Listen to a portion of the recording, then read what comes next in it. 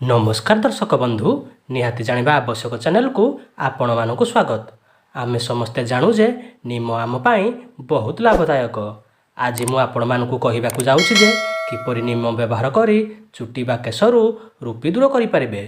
रूपी समस्या समाधान पाई आपण को नीम पत्र व्यवहार करिबा को पड़िबो।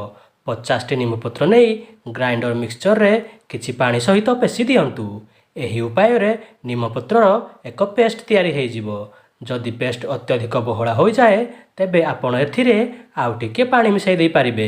नीम पत्रर एही पेस्ट को आंगुठी सहायता रे केश मूल रे भल भाबरे लगाइबा को पड़िबो। एही पेस्ट को 15 रु 20 मिनिट पर्यंत छाड़ी दियंतु एवं तापरे पानी रे निज मुंड को धोई नियंतु। एही उपचार को एक दिन छाड़ी एक दिन व्यवहार करंतु।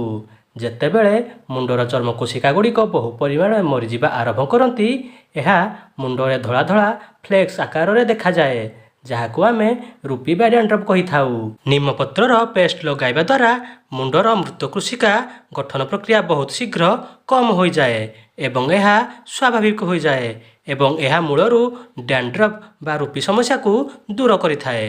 नीम पत्र एही पेस्ट को निरंतर 1 ରୁ 2 मास पर्यंत व्यवहार करा जाय परिबो। एपरिकी सबुठारु गंभीर डैंड्रफ बा रूपी जेउथिरे मुंडर स्क्रैब बा घा भली सृष्टि होई थाए एवं कुंडाई हुए नीम पत्रर पेस्ट याकू मध्य संपूर्ण भाव भल करि देइ थाए। तेणु दर्शक बंधु आज आपण माने नीमर एही महान लाभ विषय जानिबा को पाइले। आपण तुरंत आपणक केशरू डैंड्रफ बा रूपी दूर करिया पई आज ठारू ही एही उपचार व्यवहार करिबा आरंभ करंतु जहा द्वारा आपणक केश सर्वदा सुस्थ रहिबो। आपण सुस्थ एवं खुशी रुहंतु एही कामना सहित मु आपणक ठारू विदाय नेउछि। मु परवर्ती वीडियो रे आपणक पुणी भेटिबी। बंधु मान आपण आम चैनल को सब्सक्राइब करंतु एवं तापरे एही घंटी आइकन को क्लिक करंतु जहा द्वारा आमर जो नूतन वीडियो प्रथम अपलोड होबो ताहार नोटिफिकेशन आपणक पाखरे खूब शीघ्र पहुंची पारिबो।